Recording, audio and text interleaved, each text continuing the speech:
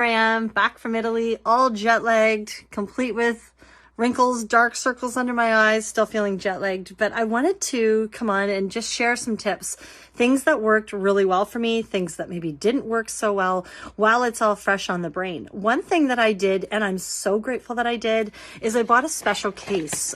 For years, I just had a very small case to put in infusion sets and all my diabetic and pump supplies.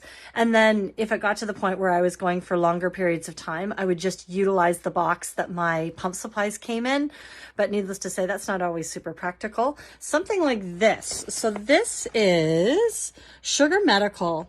I had found it online. It came highly recommended. What I do love is all the different compartments, really handy. So depending on whether you're on the insulin pump or you are doing MDI and you need places for your syringes, it's really got a space for everything, complete with even a space to put hand sanitizer. You've got the loops if you have a pen. Of course, your skin prep and all your alcohol swabs. I've got the swabs in here. This is where you can put extra vials of medication. I use that for my other medications. Down here, it's against a chill pack. So you can put your medicines, like your insulin, in here, and then you just slip in your cool pack in here. One tip that worked really well for me, given the fact that I was somewhere where it was very hot, despite it being September, it still was quite warm in the days. So I needed to make sure that my insulin was staying quite chilled in between, like on my travel days in between cities. So that, what worked really well for me, I grabbed my it's not an ice pack, it's like your chill pack, and I stuck it in the freezer so that it started out really cold. And then that allowed some time, by the time I got to my new accommodations, I could take it out, put it all in the fridge. The other thing that this case has is a nice big open pocket. So that is great for the syringes, for me, for my pump. And then as you can see, I've got all my infusion sets over here. I've got an extra, I just have to find it. I have a mask. Oh, I had my extra, I have my extra sensors in here. And then there's another pocket in there that you can put whatever you want. I put in, which I was looking the whole time for my trip. That's ironic. I found it. For swimming, it's my beloved little clip that with a little pouch. And that's great because I can just put my pump in there, clip it around my waist, and then I don't have to worry when I go in the water. That's by Pumpwear. That's an American brand. So yeah, what else I like about this? So when you close it up, there's actually a snap, as you can see right there, so that once that's in place, I don't have to worry when I'm going between the different compartments. And then there is an outside pocket on this one.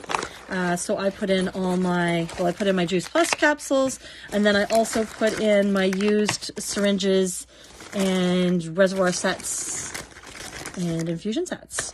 So that was one thing that has been a lifesaver. And now I'm like, I can't imagine going all those years where I didn't have it. The other thing that I made sure to do, obviously given the fact that I was on a trip where I was doing a substantial amount of walking, exploring the different towns and cities, I went on a temporary basil on my pump because I wanted to make sure that I would allow for that exercise. When I didn't scale back, I was dropping. And then thankfully I had glucose tablets. That's another key thing. Always make sure, obviously, you want sugar on you.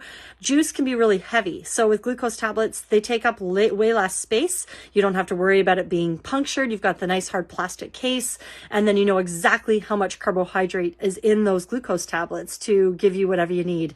The other thing that really worked well, I had bought a package of jelly. They're like the Jelly Bellies, the little mini jelly beans. And that was super helpful because pretty much it was almost like a 1 gram of carb per, just under 1 gram of carb per jelly bean. So that was another way to bring up the sugars, but in a more tastier way than the glucose tablets.